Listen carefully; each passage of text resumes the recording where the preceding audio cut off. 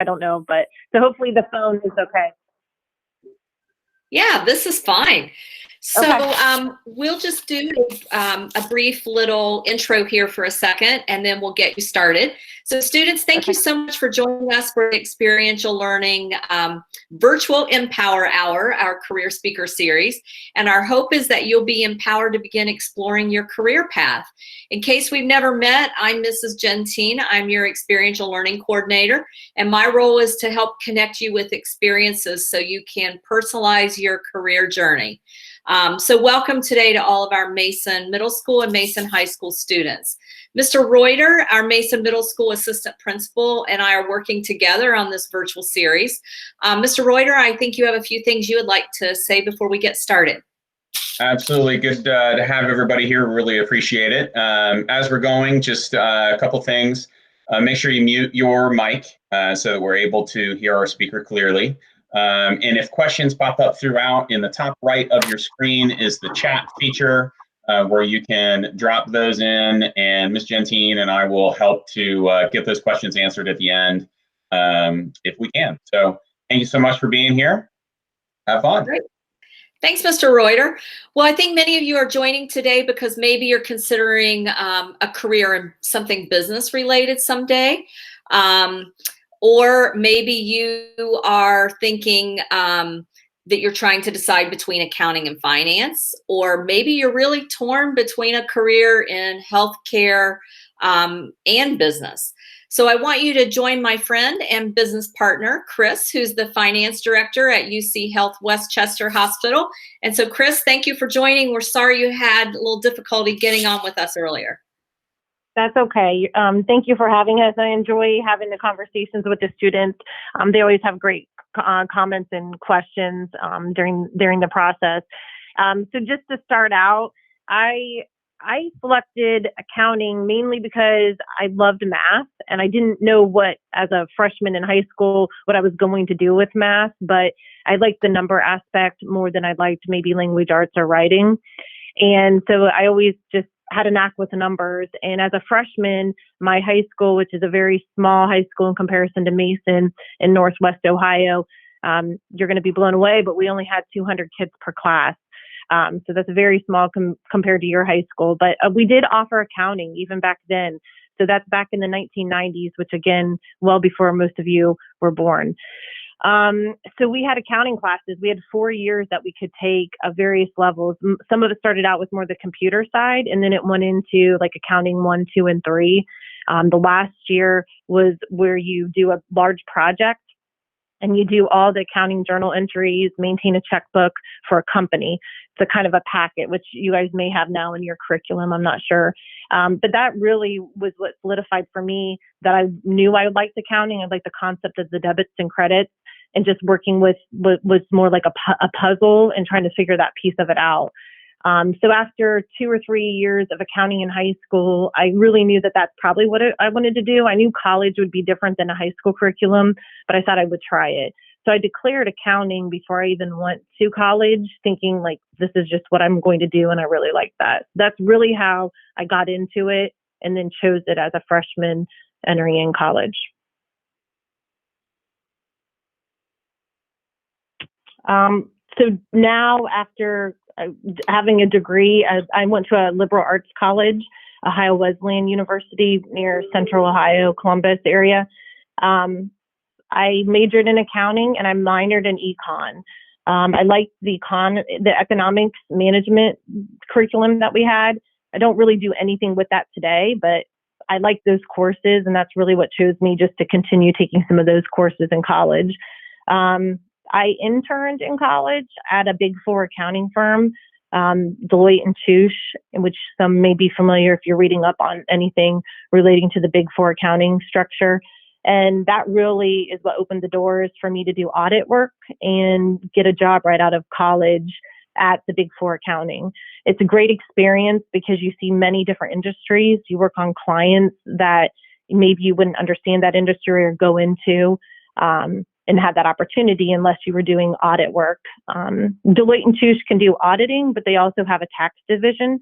So some of you may have a thought of I don't know that I want to do the accounting or the debits and credits, but I really like the component behind tax and tax work.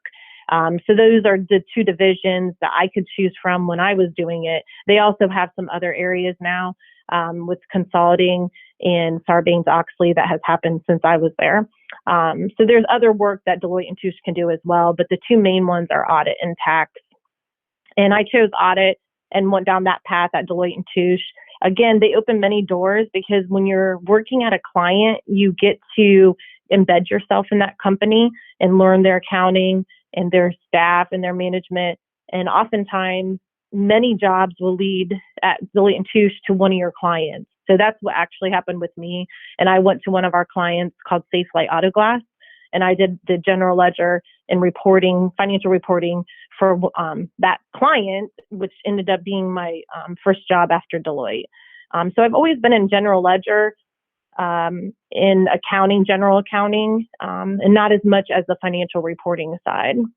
So that's really my career path, where I ended up and how I chose it.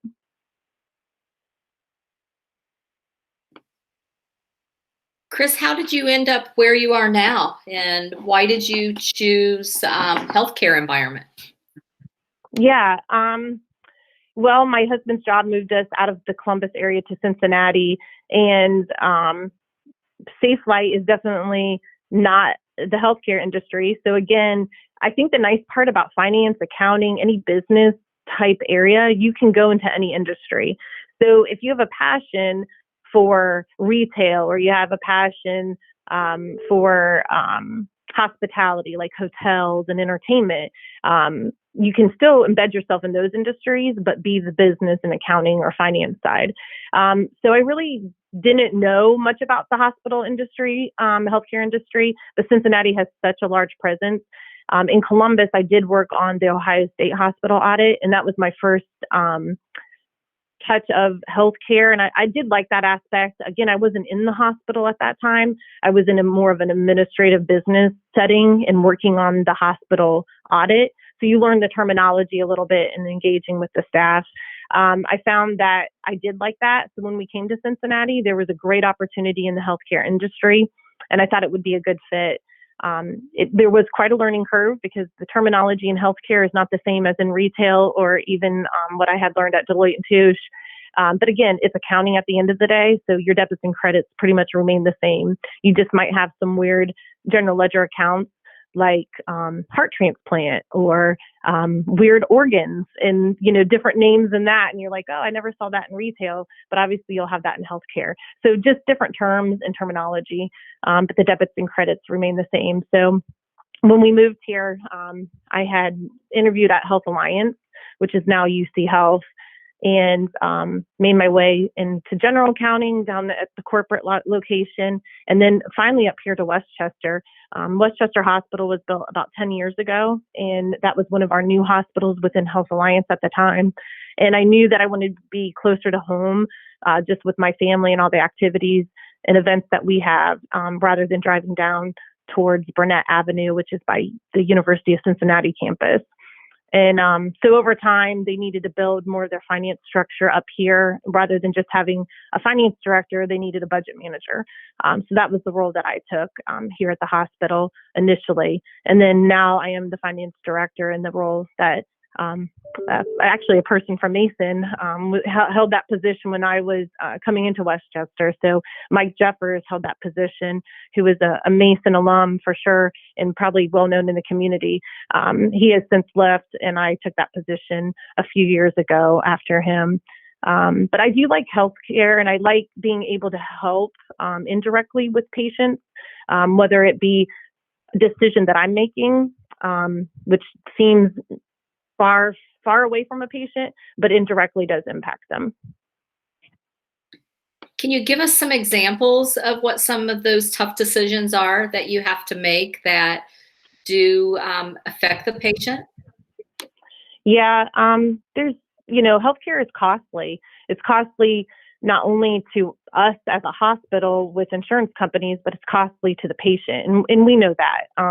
I don't go through my daily job without thinking about the patient behind the number, because you can't just do your job knowing that it's just a dollar, just a number.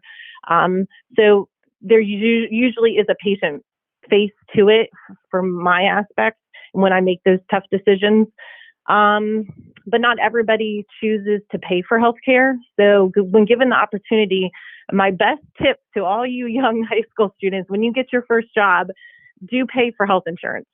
So it's hard. It's a lot of money coming out of your check, but you need to sign up for those benefits. Right now, you're all on your parents' benefits, and they probably don't have that common conversation. I know I didn't as a student under my parents, and I haven't really had those conversations with my kids either. But it's very important, because even though you're paying that out and you think you're young and healthy, anything can happen, which is why your parents have that insurance for you now. And those insurance companies are going to foot a lot of the bill, but you're still going to have a patient portion left over, which is, the bill that comes to your house after you've been to Children's Hospital or you've been to Westchester, and, your parents feel like it's a high dollar because they've already paid all of this out of their paycheck, and they still have $250 left, that insurance didn't pay. But at the end of the day, that is due. There were services rendered, meaning you were cared for in the emergency room or you had an outpatient surgery. And we have conversations a lot with patients that will come in and say, I can't pay this. We can put them on payment plans. We can discuss that. And that's not my day-to-day job, but I do get involved in that, because at the end of the day, it affects our margin on the hospital. So if I just said, oh, it's okay, you don't have to pay your $250 to every patient that wasn't able, it's a business decision too. And we wouldn't be able to have a hospital if we just wrote those off or didn't ask for payment. In addition, sometimes for a big major surgery, a patient gets the total dollar amount of that case. So they know ahead of time, let's say someone needs a brain surgery and they have a tumor, and we know that surgery is going to cost them $20,000 out of pocket. We're able to run all those numbers in the one patient area that gets the number, and they tell that patient, well, we need a portion of that the day they come in for surgery. And if you can't pay that percentage, we would have to take you off the surgery list. And that's a tough decision, because the documentation, the paperwork, the dollar amount goes to these patients months in advance. And if they aren't prepared or they haven't sought the means to get that money, we can't always just allow the procedure to happen in a non-emergency situation if they haven't done their steps that we need. So sometimes I've had to cancel procedures or delay procedures because of the financial component, unfortunately. Again, not emergency related, but if it's more of an elective non-emergency, those are some of the tough decisions I've had to do. That's fascinating. What about medical equipment? Do you have to make decisions about the purchase of some of the most latest enhancements to medical equipment? Yeah. So the way that we can purchase those, some people would say, well, I thought hospitals or many hospitals are non-for-profit. So non-for-profit would indicate it's okay if you don't make money on the bottom line or your margin. And really, a non-for-profit is using the excess margin that they, quote, do make to reinvest back in their structure through capital.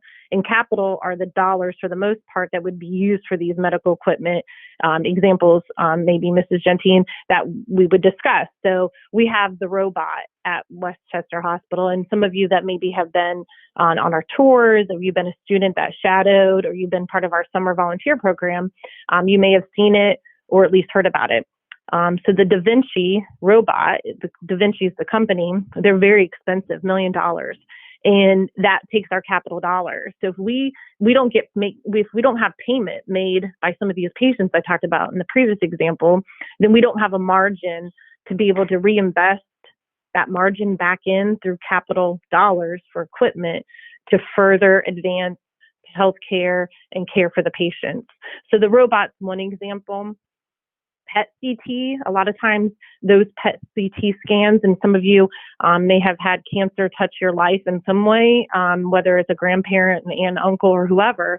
Oftentimes they'll go get a PET CT. It's a big image of their entire body or just a portion that shows where the cancer is at.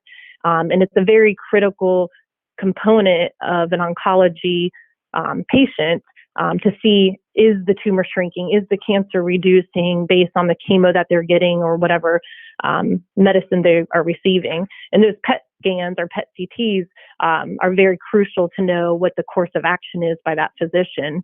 Again, those machines are millions of dollars. We have a new one that we were able to have at Westchester that we put in this past year.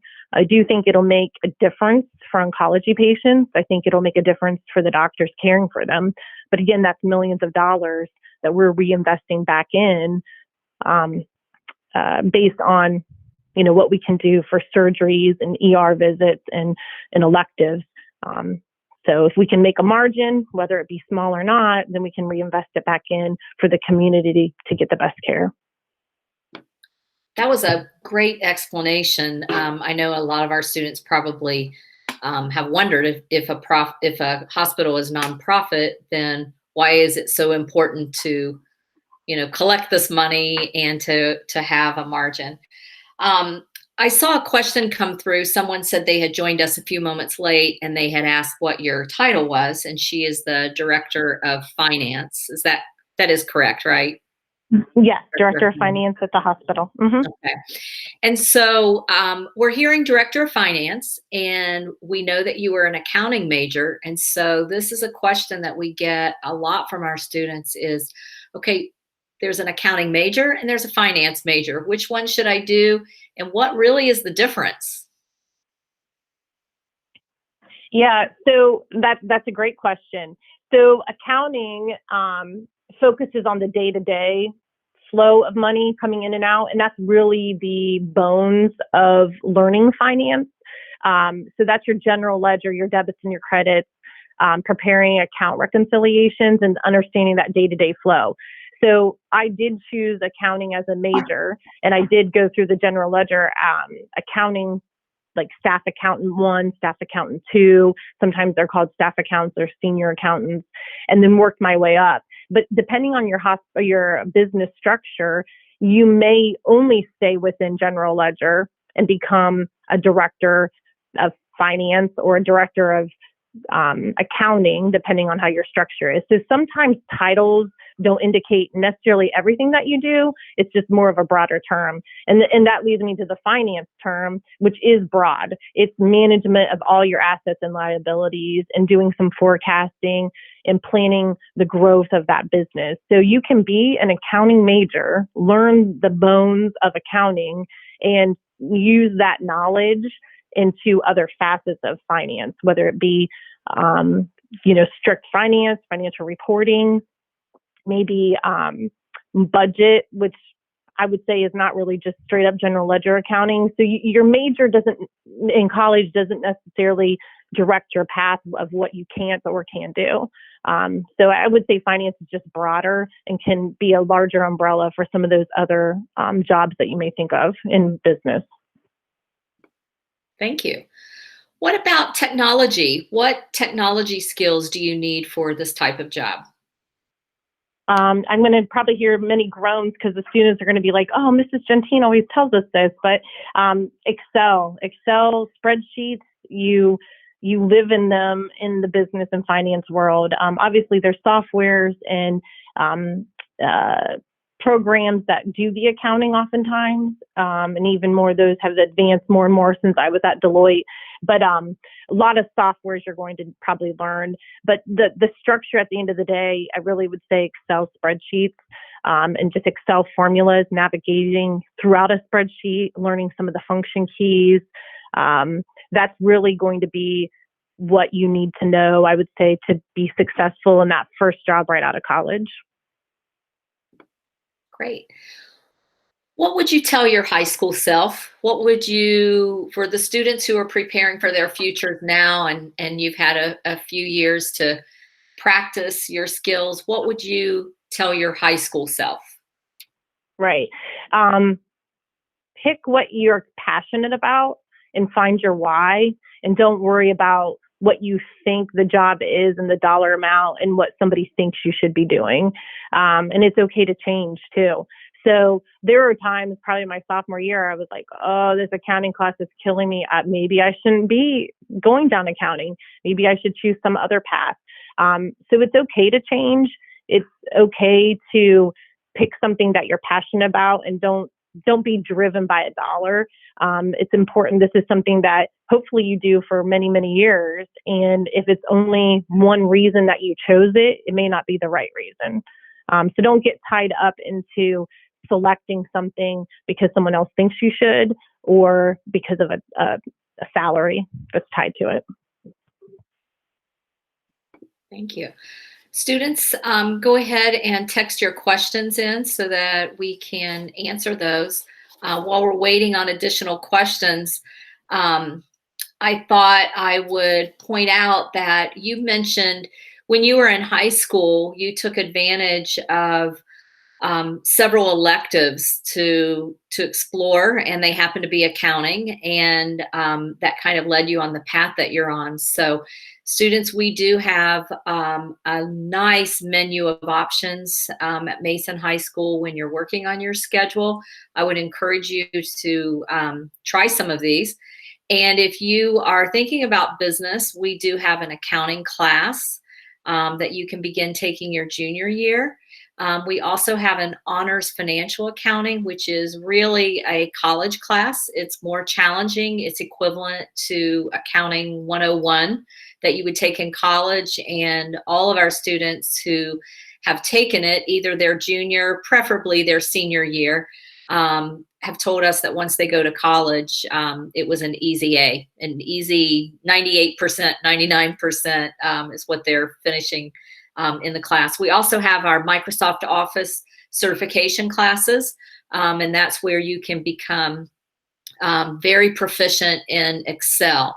So those are just some examples of some of the courses you might take. And I would also encourage you, to take classes that you're unsure about, because you might, as Kris said, find a passion for something that you didn't even know existed out there. And so you don't really know what you don't know until you try out some of these classes. So take advantage of the wonderful menu of options that we have for electives at Mason High School.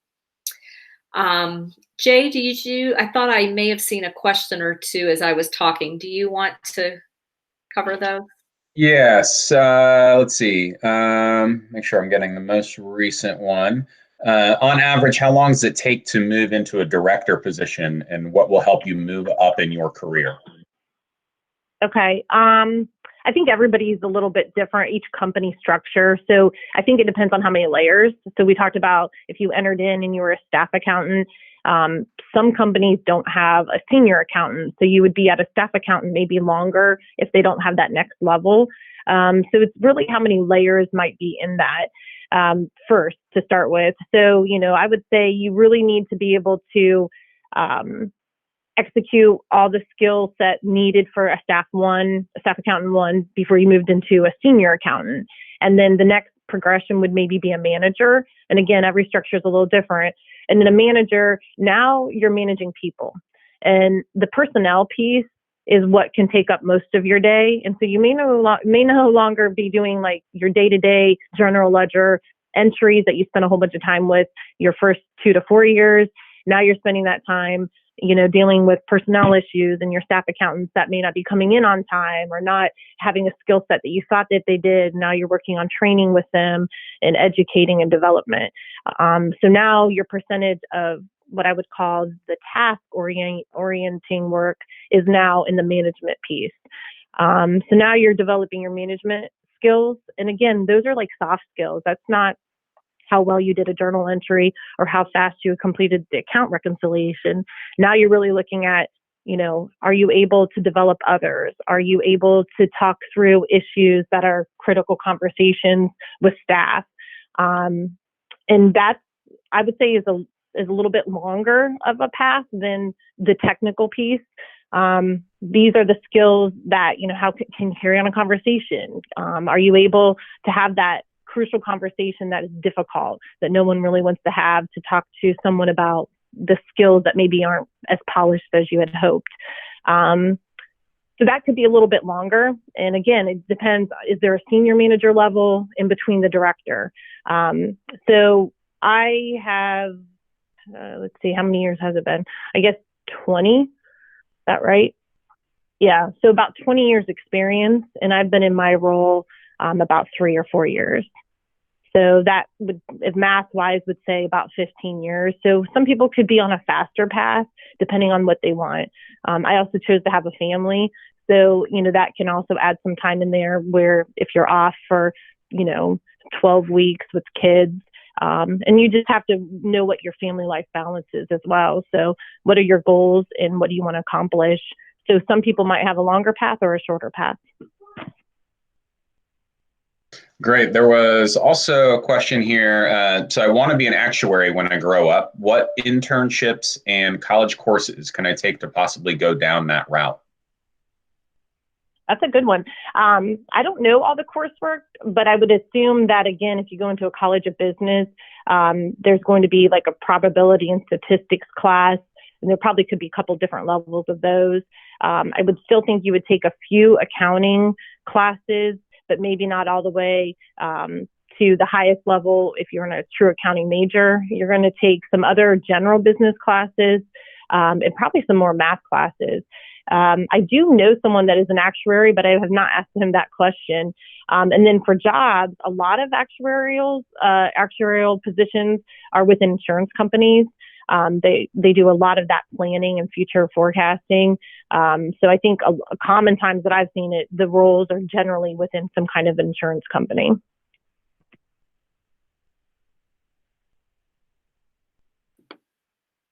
I think right now that's all the questions that we have, Debbie.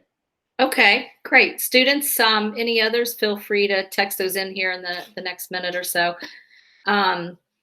We are going to have someone who is majoring in computer science and data analytics speaking next Wednesday, I believe. So you might check your registration for those of you who are interested in the data analytics or maybe actuary science. But I've heard several things today that keep coming back to experiences, Kris. You talked about your high school experience. You talked about having an internship in college. You talked about working for one of the big 4 accounting firms so that you had multiple clients that you could experience the work rather than going to work immediately for one corporation.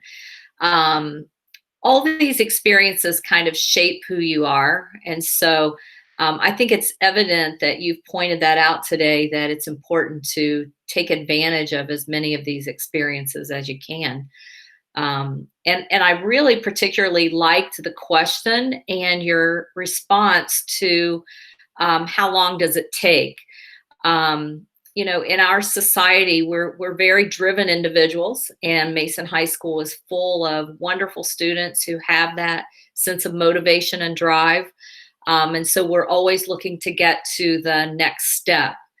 And you shared this today, and I interviewed about a year or two ago a retired CEO with P&G, and asked him the same question about promotions and so forth, and how do you balance that?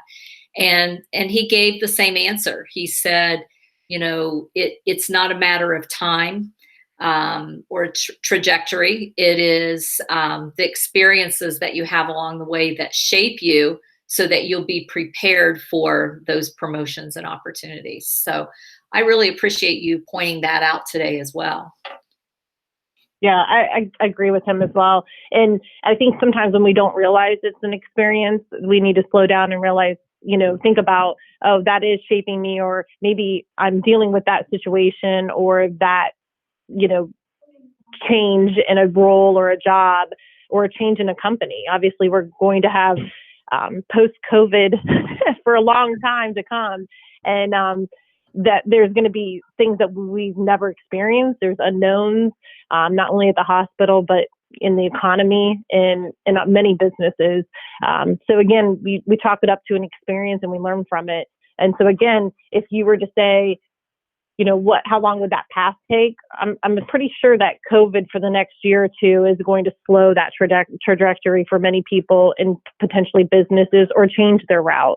So they didn't know that prior to March 13th, but after March 13th, I'm pretty certain that they would say that's not what they thought, but their company is taking a different path, or their role has been eliminated and they're finding a different role. So again, all those small experiences or big ones can definitely shape you and change what you thought you were going to do or were doing last week. So.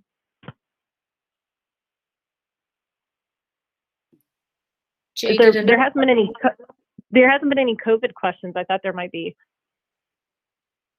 Any COVID questions? Did get the question, what are the big four accounting firms? Oh, they're gonna test me on that. So I am so old that I don't even know the list anymore, because they used to be Big 12. They went to Big 10. They were 8 back then. Let me think.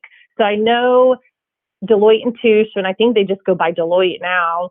And then E&Y is Ernst & Young. PwC consolidated because they were Price Waterhouse, and then they were Coopers and Lybrand, and they came together for PwC. So we have Deloitte, PwC, Ernst & Young, and then KPMG. Those are the 4 that are out there. And again, it's all been through kind of an evolution, went from 12 consolidated down to 4. So I think those are the 4 right now. Great. I think that is it as questions go. Thank you. One question that we had earlier that was submitted, not during this call, but was submitted, I think, on the registration, was how will COVID change your role at the hospital? Do you anticipate any changes in your day-to-day role?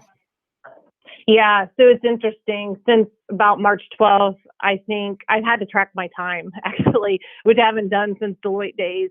And that's so that we can put a listing together of all supplies, labor dollars, and hours spent on COVID for tracking for governmental reasons. Potentially, at some point, we may get some reimbursement, who knows. But so I have tracked it. I would say prior to March 12th, obviously we knew about it. We knew that it was out there. We hadn't really had it impact us directly yet here. Westchester Hospital had the first 4 to 6 cases that hit the media on March 13th, which was that Friday. And we had been dealing with it at the hospital that whole week, knowing that we were waiting for those results, and had put in different precautions and steps that we needed. So from a finance perspective, I'm in the middle of budget. I'm trying to plan for fiscal 21, which is going to start July 1st.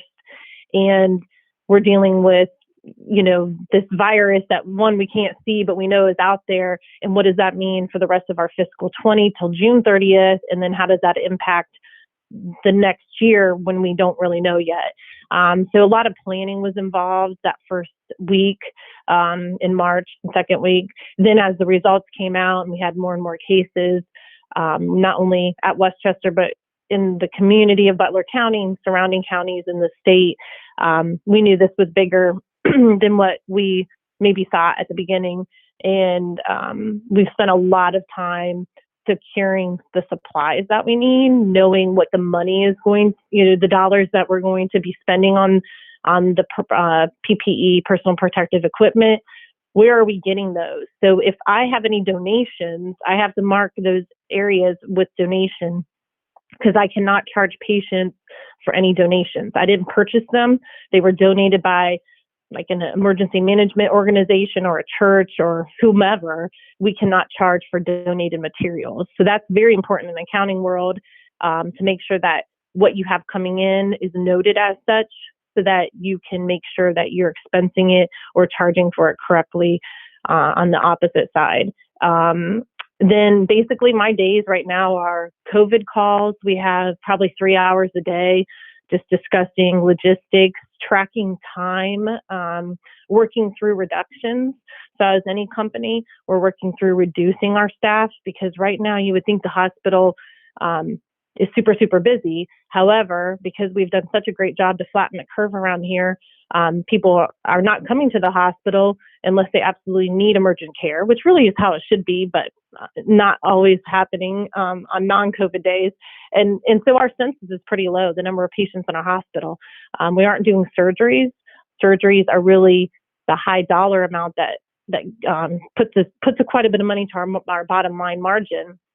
And so we don't need the surgical nurses, the surgical techs, and the surgeons aren't working.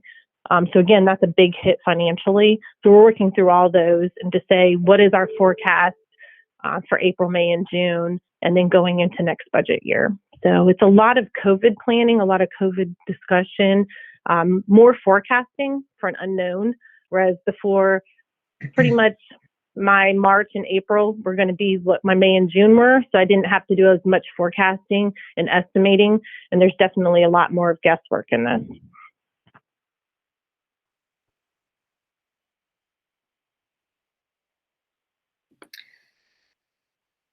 Thank you, Kris. I also saw a question come through and it said, can you describe a typical day?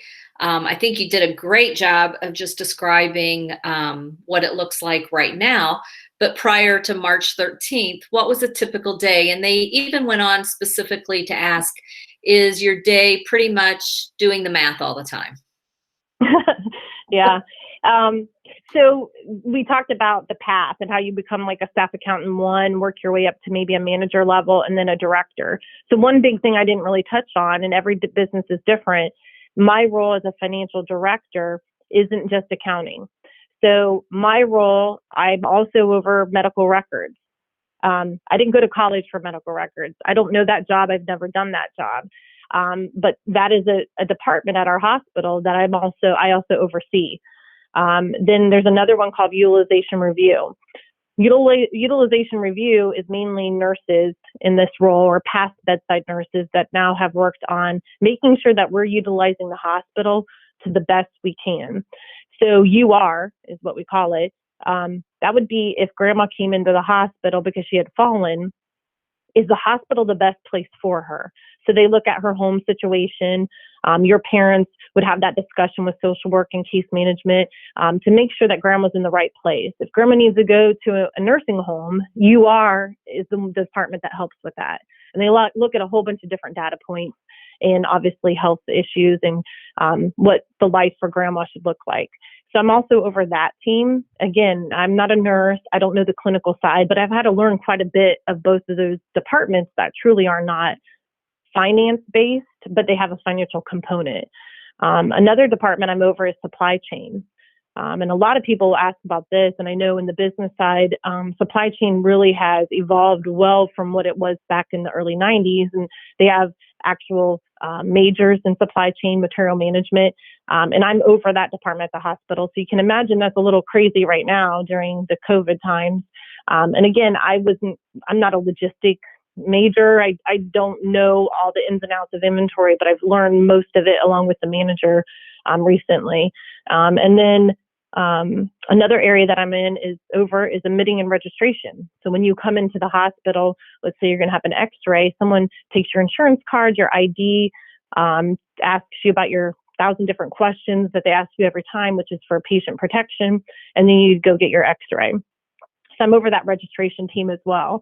So as you can tell, it's not just doing math every day, and it's not just accounting.